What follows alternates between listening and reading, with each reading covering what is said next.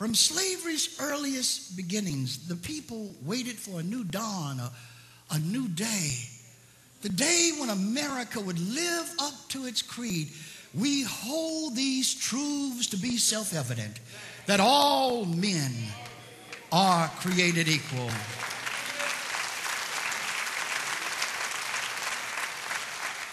They heard an eloquent black preacher from the state of Georgia proclaim that he had a dream. He had a dream that one day all of God's children will be judged by the content of their character, not the color of their skin.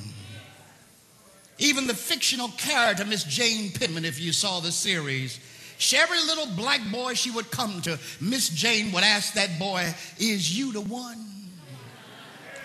Meaning looking for the one that would rise beyond circumstance and situation. The one that would break every glass ceiling that could ever be over their head. The one who would ultimately prove that America is living up to what America has always said.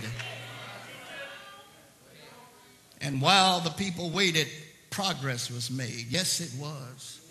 But while the people waited, questions still remained. But God had made a choice. On the evening of June 3rd, 2008, a skinny kid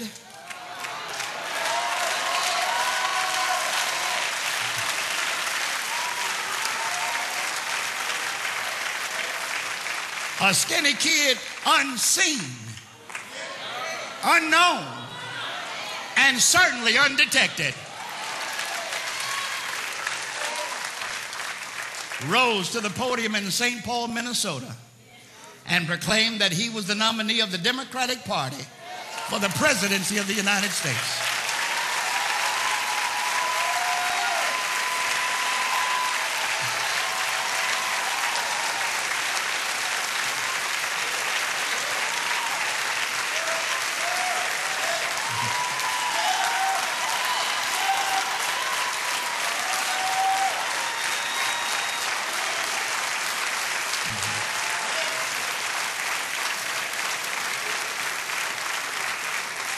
A freshman senator from the state of Illinois had overcome the mightiest political machine of this age.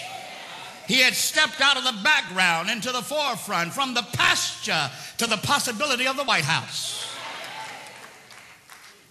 And I feel a spiritual response now. And while some might say this is political, it's really not. This is not a political message. I'm not endorsing any candidate. This is historical. This is about how far God has brought us.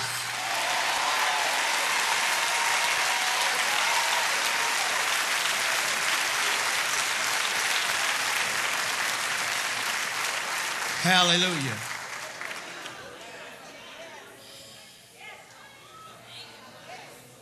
I grew up, I grew up riding the back of the bus. I drank out of water fountains marked colored. I went to the zoo on Thursday. I went to the back stairs of the Orpheum Theater and I sat in the balcony. Yes, I did. And I was arrested 29 times. As a young boy in the civil rights movement, sitting in, going to jail. It was a thing to do at the time.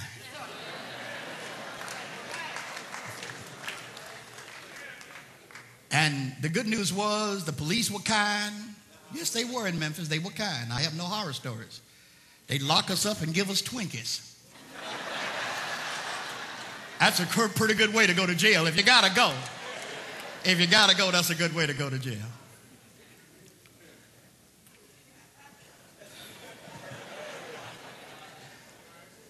But as I look back at my life, and I thank God that I'm old enough to remember this, and I'm also glad that so many of you don't.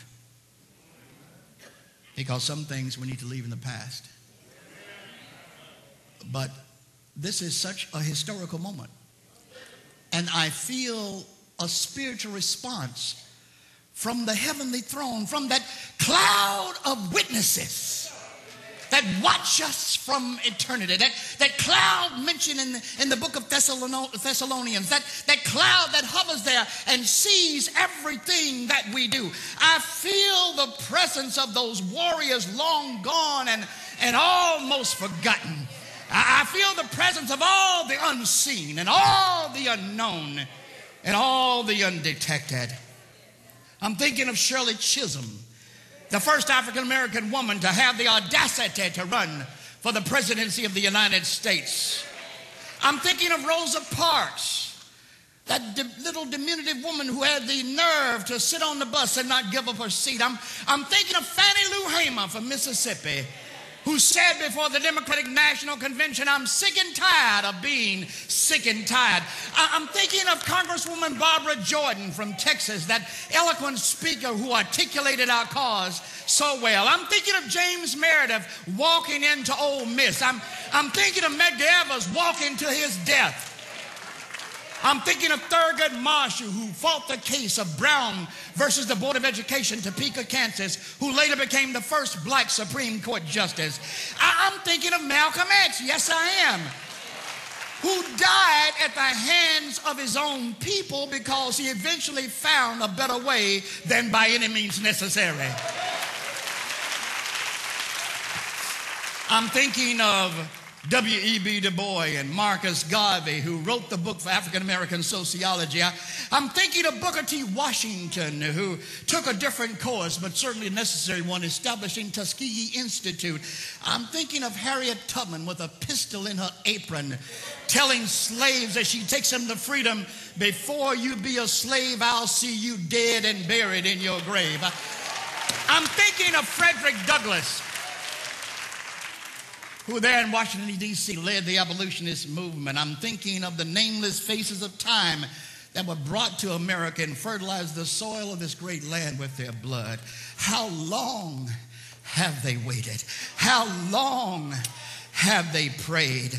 That from them one shall rise that will shatter all of the so-called glass ceilings, break down every negative thing that's ever been done in America.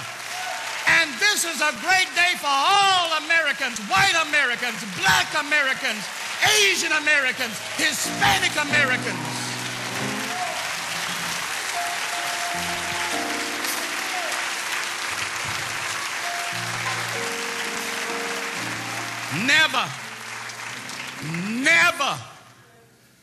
Never did I expect to see in my lifetime such an event take place.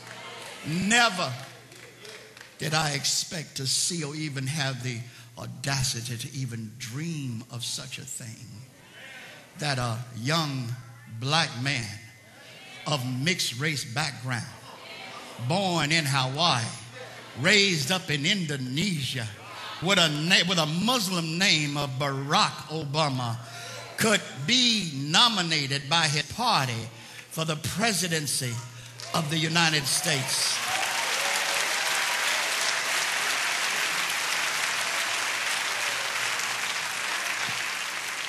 It doesn't matter where you stand politically. This is cause for celebration in all of America, that this could happen, that this could even exist. David was out in the field tending sheep, unknown, unseen, undetected. And Samuel asked Jesse, are there any other sons? But Jesse said, these are the anointed ones. Wait a minute, these are the entitled ones. These are the ones that you should pick from. But God said, it's the one way out there, the one way out in the field. That's the one that I want. The unseen, the unknown, the undetected. Don't be confused. This is not a political endorsement. I'm going to say again, it's a celebration of the fulfillment of the dreams of a people. It's a celebration for the fulfillment of the dreams of my grandmother and grandfather. It's the fulfillment of your ancestors, your grandmothers, your grandfather's dreams. Now, I say something conclusively to you, though. This marks the end of the civil rights era. Oh, yeah. Oh, yeah. It's officially over now. It's officially over now.